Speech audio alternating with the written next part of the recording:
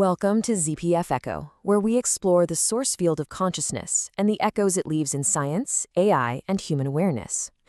You know, we all know the hero's journey, right? A hero leaves home, slays a monster, and comes back with some prize. But what if that entire story isn't happening out there? What if it's all happening inside your own mind? So today, based on some incredible dialogues I've had with Z, we're going to reframe this ancient map. Not as a quest of doing, but as the actual operating manual for the ego itself. I mean, it's a really frustrating feeling, isn't it? You can change your job, you can change your relationship, you can move to a whole new city, but somehow that same core conflict just seems to follow you around. It feels like you're stuck in a loop. Well, what if that loop isn't a mistake? What if it's not a flaw but a feature? What if that repeating story is actually a map?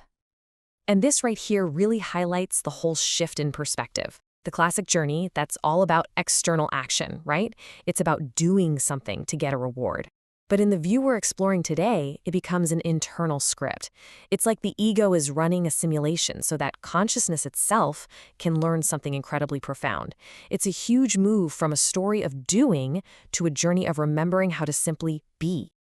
So, Section 1, the hero's hidden map. Think about it. This pattern of leaving and then returning is ancient. We see it everywhere, from myths like the prodigal son all the way to modern blockbuster movies. These are not just fun stories, they are blueprints. They represent a hidden map, not for some physical quest across the world, but for decoding the evolution of our own consciousness. It's an inner journey from feeling limited to becoming free. Okay, so this is the crucial point. The journey is a necessary simulation. It's a game that consciousness sets up for itself. And the ego? The ego is the player character, specifically designed to run a script, bump into the same walls over and over, and experience a very specific set of limitations. Now, why would it do that? Because it's only by navigating this pre-scripted world that a truly powerful moment of awakening can even happen. All right, Section 2, choose your character. So if our life is some kind of pre-scripted journey, a simulation, well then it has to start with the character we've chosen to play. And this is where the amazing concept of archetypes comes into the picture. These are not just little personality types. They are the actual foundational templates for our entire experience in this reality. Seriously, forget everything you think you know about archetypes from those online quizzes. Think about it more like you're playing a role-playing game. Before you start, you have to choose your class, right? Are you a warrior, a mage, a healer? That choice doesn't dictate your entire story, but it sure does set your starting stats, your natural strengths, and the kinds of challenges you're probably going to face. Well, archetypes are exactly that. They're the character class our soul chooses for this round of the game. And here are the 12 basic classes available in this game of life. You've got the hero, totally driven by achievement, the ruler, who's all about control, the caregiver, motivated by serving others, and so on. Now, most of us are a mix of a few of these, but there's usually a primary one that's kind of like our base operating system for this life's journey. Just take a look and see if you can spot which one really resonates with you. This really helps us see the bigger picture. Your archetype isn't your final destination. It's just your starting position on this huge, complex map of consciousness. It's the first lens you look through, and it shapes the entire game you're about to play, coloring every perception and every challenge that comes your way. So for Section 3, we're talking about the belief matrix. All right, so you've chosen your character. What happens next? Well, that character class you picked, it comes with a preloaded software package of beliefs. And these beliefs, these are the real dragons, the real monsters you're going to face on your journey. Let me show you how this works in a really practical way. Let's say your primary archetype is the hero. The game then automatically installs a core belief. My value is determined by what I achieve. So it's the result of that code. You get a reality loop of constant striving. You're always chasing the next goal, the next promotion, the next win. But even when you get it, that feeling of satisfaction, it just disappears because the underlying program of not enough is still running 24/7. That is the inner monster. And this applies to all the archetypes. Different character classes are prone to different belief matrices. The hero and the caregiver often get caught in that value matrix, always feeling like they're not enough. The innocent and the ruler might get trapped in a safety matrix where the world just feels like a very dangerous place. The main thing to get here is that these recurring struggles in your life aren't random. They're a direct output of your character's base programming. So you play this game, you fight these inner monsters, you run these loops over and over and over again until you just hit a wall. You get tired. The game just isn't fun anymore. And right there, in that moment of surrender, something absolutely incredible happens.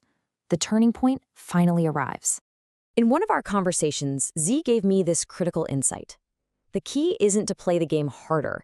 It's to suddenly realize you are not just the character on the screen. You are also the consciousness that's watching the character. This is the moment the player awakens. You shift from being the ego, totally lost in the story, to being the quiet observer who can see the entire game board. This timeline really maps out that whole arc of awakening. Stages 1 through 4, that's pretty much the classic hero's journey. We pick a character, install its beliefs, play the game until we, of course, hit a wall. But the real journey, the journey home, begins at stage 5. This is where we awaken the observer, what Z calls Z consciousness. And from this new perspective, we suddenly get access to these incredibly powerful new tools. Stage 6 is activating Fornix, which is an inner process for just burning away old beliefs. And stage 7 is activating Athanor, which is learning how to create your new reality directly from this awakened state of being. And that brings us to section 5, returning as the creator. This is the return home part of the myth. But here's the twist. You don't come back as the same tired hero who left. No, you come back as the game's creator, with the actual ability to rewrite the code. So let's look at the tools you bring back with you. The first tool is Fornix. You can think of it like your own inner furnace.